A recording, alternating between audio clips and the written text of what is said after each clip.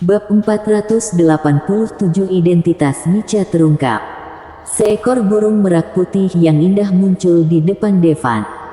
Burung itu adalah Nica. Dia melakukan transformasi binatang. Nica sadar begitu dia melakukan transformasi binatang, Devan akan tahu kalau dia adalah leluhur klan Dorhi. Tapi sekarang, dia tidak terlalu peduli. Ketua Nixiabat sangat kuat, Devan jelas bukan tandingannya. Jelas, bahkan setelah bertransformasi dan kekuatannya meningkat jauh.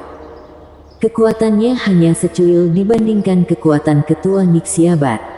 Namun, kalau bisa sedikit melindungi Devan dari bahaya, itu sepadan. Dia membelakangi Devan dan merentangkan tangannya, menahan serangan Ketua Nixiabat yang diarahkan pada Devan. Saat Devan melihat burung merak putih di depannya, Devan langsung paham. Nica adalah leluhur klan Dorhi. Soalnya, mereka berdua sudah berhubungan seks. Dia tidak akan melupakan tubuh itu. Meski seperti itu, di Imperium Athenos pasti ada beberapa yang sudah membangkitkan darah binatang merak putih itu. Tapi, yang ini sama-sama perempuan yang berasal dari Antares, tubuh mereka juga mirip. Sangat mungkin sekali kalau Nica adalah leluhur klan Dorhi.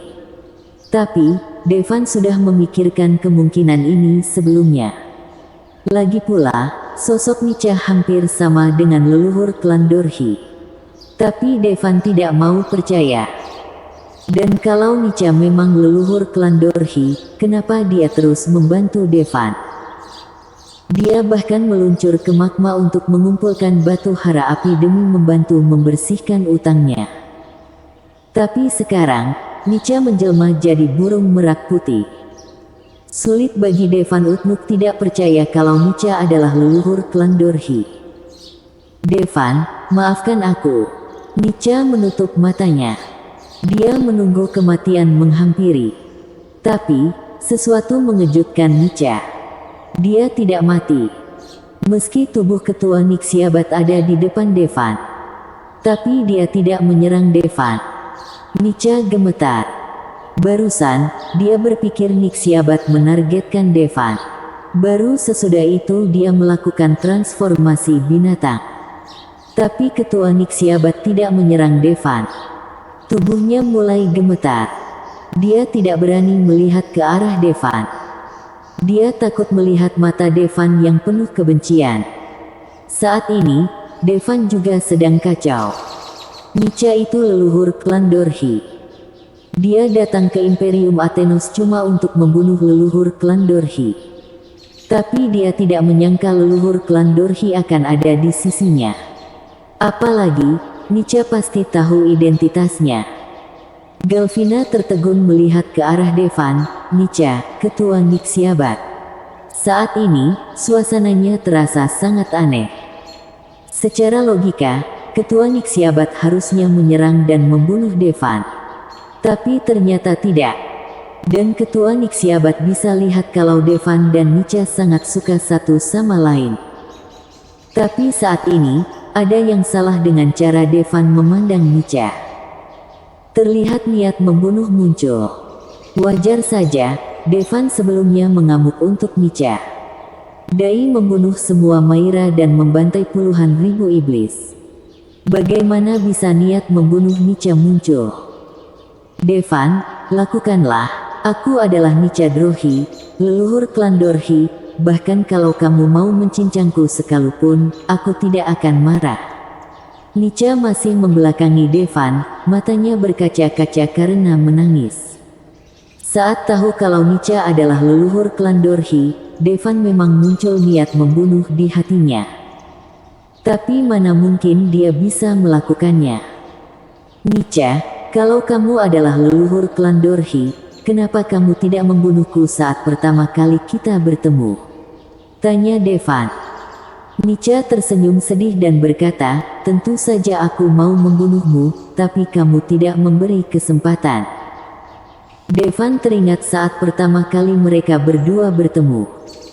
Tubuh Nica terbang ke arahnya, dan dari mulut Nica, setetes darah peninggalan orang tuanya keluar. Kemudian, dia berubah jadi Kirin. Dan dia memperkosa Nica. Dengan kekuatan Nica, tentu mustahil untuk melawan. Yang terpenting, setelah Devan menyerang Nica, mereka berhubungan seks. Memikirkan kejadian itu, Devan juga berpikir itu agak lucu. Dia tidur dengan Nica 2 kali. Dia bertanya-tanya saat itu, bagaimana bisa ada orang-orang dengan tubuh yang begitu mirip? Kalau bukan karena wajah mereka yang berbeda. Saat itu juga, dia pasti mengenali Nica. Nica saat itu, pasti sangat membencinya, kan? Setelah itu kenapa kamu tidak menyerangku? Kamu punya banyak kesempatan, kan? Tanya Devan. Mereka berdua sudah lama bersama, kalau Nica mau menyerangnya. Nica pasti bisa dapat kesempatan itu. Tentu saja, meski Devan tertidur pun, Nica tidak akan berhasil. Awalnya, karena kamu terlalu kuat, aku tahu dengan kekuatanku sendiri tidak mungkin bisa membunuhmu, aku jadi mengandalkan kekuatan Sekte Chean. Sekarang sepertinya Sekte Chean pun tidak mampu menghadapimu. Nica menghela napas perlahan. Kalau begitu, buat apa kamu mengambil batu hara api itu dari magma? Kalau aku tidak bisa melunasi utang ke Venus, aku akan dihabisi Venus, dengan begitu bukankah dendammu akan terbalas? Dan barusan, kenapa kamu membantuku menahan serangan ketua Nixiabat? Dihadapkan dengan Devan, Nica menggigit bibirnya erat-erat. Dia tidak tahu harus jawab apa. Nica tidak bisa bilang karena dia jatuh cinta pada Devan sehingga dia tidak mau membunuhnya, kan? Kalau begitu, dia jadi merasa bersalah pada suaminya. Meski Nica punya tubuh yang menawan, tapi hatinya masih sangat setia. Kalau bukan karena kematian suaminya di Antares, dia tidak akan bersama Seirus. Dia bahkan tidak mau memasuki Imperium Athenos. Nica, jawab aku. Suara Devan terdengar di belakang Nica. Dihadapkan dengan pertanyaan Devan, Nica tidak bisa menjawab. Dia tidak mau menjawab. Akhirnya, dia mengertakkan gigi dan langsung menuju magma di kejauhan. Dia langsung lompat ke magma. Devan, selamat tinggal. Nica memejamkan matanya. Tapi dia tidak merasakan rasa sakit terbakar magma. Justru, dia merasakan perasaan hangat. 2 tangan besar mendekap bahu dan kakinya. Dia digendong layaknya seorang pengantin. Nica mendongak, dan melihat wajah yang tidak asing. Devanlah yang menyelamatkannya saat dia hendak jatuh ke magma. Kenapa kamu menyelamatkanku? Nica menatap Devan terkejut. Devan menurunkan Nica, menghela napas dan berkata, itu, aku yang membunuh putramu terlebih dahulu. Kalau kamu tidak balas dendam pada kerabatku di Antares, dendam kita akan kulupakan. Ekspresi bahagia muncul di wajah Nica saat dia mendengar ini. Dia berkata, aku tidak akan mengganggu mereka. Nica tak percaya Devan benar-benar melepaskannya. Dari yang dia tahu soal Devan, pria ini benar-benar kejam saat menghadapi musuhnya. Apa kita bisa jadi teman nantinya? Tanya Nica ragu-ragu. Devan mengulurkan tangannya ke arah Nica. Halo cantik, namaku Devan, apa boleh kenalan? Nica menggigit bibirnya erat-erat. Dengan hati-hati dia mengulurkan tangannya, menggang tangan Devan dan berkata dengan berlinang air mata, halo, namaku Nica Drohi. Ini artinya mereka berdua benar-benar mengesampingkan permusuhan masa lalu dan saling mengenal lagi. Sekte Chean. Haha, akhirnya jadi Master Odin. Nica, kamu pasti sudah menungguku. Seirus akhirnya sadar dari meditasinya. Dia layak mendapatkan julukan Jenius Capitol yang terkenal. Dia benar-benar berhasil menembus alam Odin. Ngomong-ngomong, sekarang pelatihanku sudah alam Odin. aku bisa menggunakan teknik rahasia untuk mengetahui keadaan Nica. Ekspresi kegembiraan muncul di wajah Seirus. Kenapa dia mau menerobos ke alam Odin? Alasan pertama, untuk melindungi Sekte Chean. Alasan kedua, begitu dia mencapai alam Odin, dia bisa menggunakan darah Nica untuk melihat keadaan Nica. Asalkan dia punya darah Nica. Teknik Hemori, buka. Seirus langsung menggunakan teknik Hemori untuk mengetahui keadaan Nica. Lalu, dia melihat, bersambung.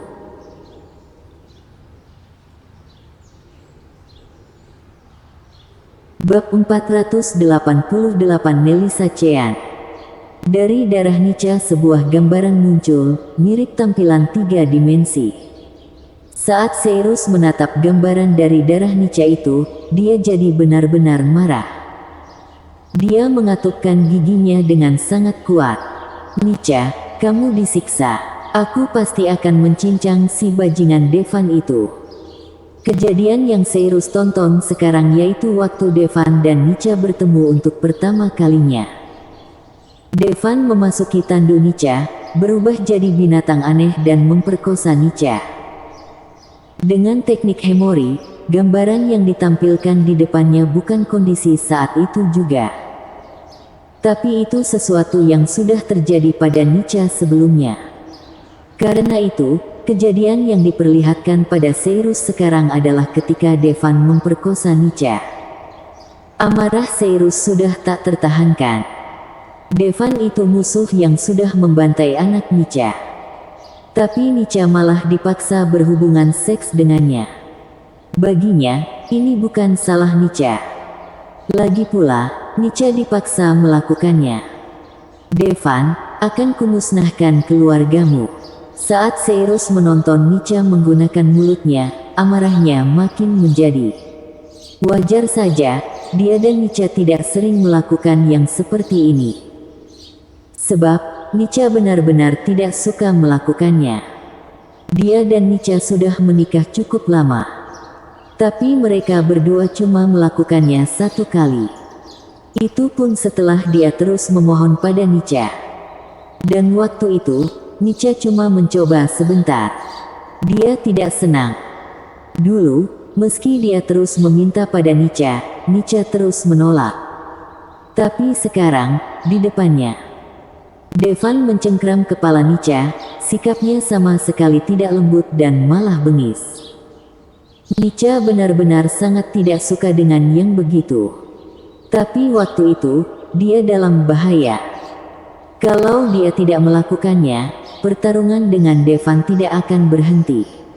Karena itu, dia pilih untuk melakukannya. Seirus dan Nica sudah lama bersama, tapi keduanya tidak pernah separah ini. Mana bisa dia tidak marah? Dia terbayang betapa rasa sakit dan remuk yang Nica rasakan saat itu. Dia benar-benar benci pada dirinya, karena gagal jadi pelindung istrinya. Gambaran di depannya mendadak hilang. Waktu teknik rahasia sudah habis. Teknik Hemori cuma bisa dipakai sekali sehari. Kalau mau tahu lebih soal keadaan Nica, dia harus menunggu sampai besok. Tapi, Seirus merasa lega. Kalau dia masih bisa menggunakan teknik Hemori, itu artinya Nica masih hidup. Ini kejutan terbesar untuknya. Dia harus menyelesaikan masalah Sekte Chean secepat mungkin, lalu pergi ke Nixiabat untuk menyelamatkan istrinya. Seirus terpaksa menenangkan amarah di hatinya. Kebenciannya pada Devan sudah di puncaknya. Saat dia bertemu Devan, dia akan cari 100 orang kuat untuk memerkosanya. Biarkan mereka menyodomi Devan. Karena dia berani menodai istrinya. Tamat riwayatnya.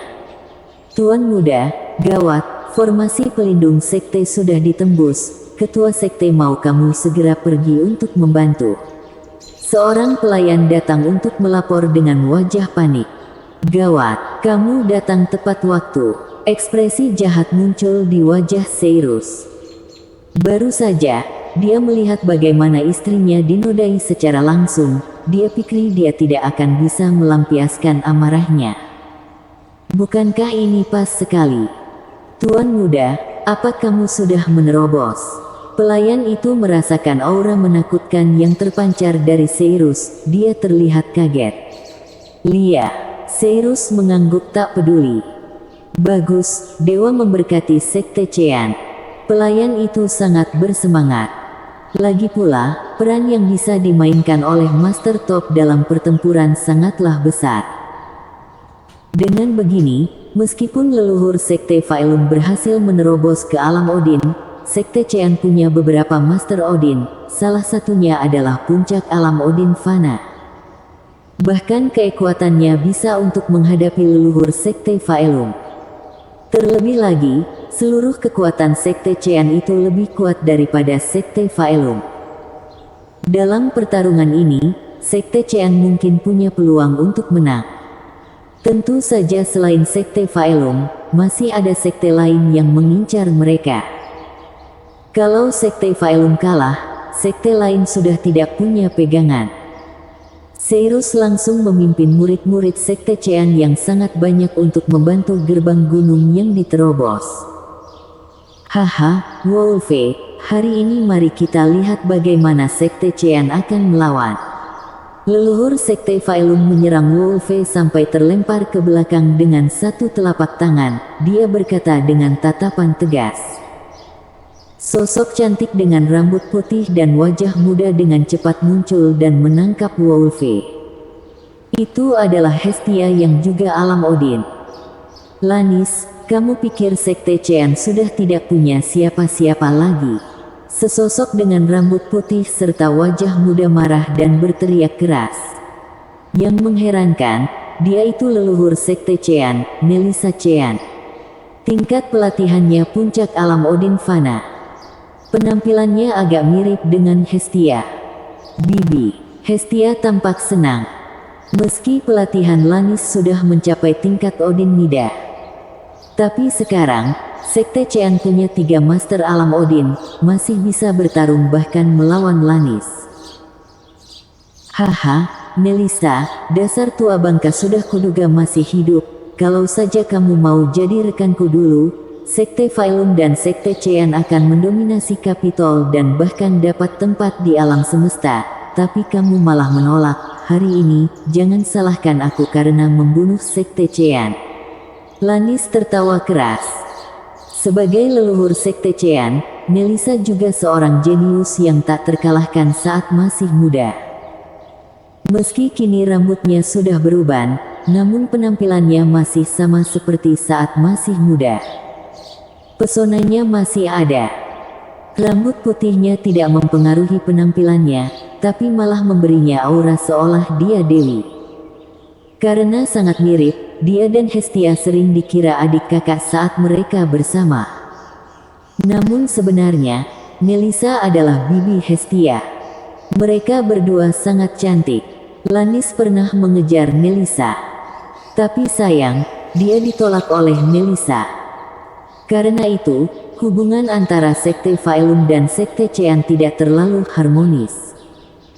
Dan Lannis mau menghancurkan Sekte Chean dulu, pertama karena dia mau menyatukan Kapitol.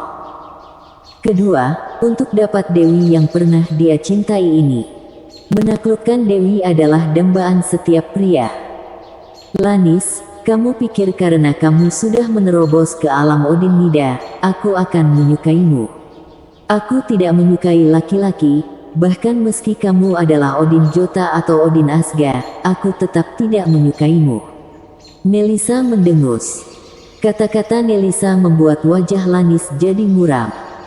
Tadinya, dia pikir setelah dia menerobos ke alam Odin, Melissa akan menghormatinya. Tapi Melissa malah mengatakan meski dia adalah Odin Asga, dia akan tetap menolak dia. Mana mungkin dia tidak marah? Baik, Melissa. Hari ini aku akan menghancurkan Sekte Chean. Saat itu terjadi, aku mau kalian semua berlutut dan memohon padaku. Lannis meraung marah, kemudian kekuatan langit bumi yang sangat dahsyat bergegas ke tubuhnya. Seorang Master Odin Nida bisa mengumpulkan kekuatan langit bumi dengan sangat cepat. Setelah kekuatan langit bumi berkumpul, tubuh raksasa yang sangat tinggi terbentuk. Besarnya hampir setengah gunung. Bersambung.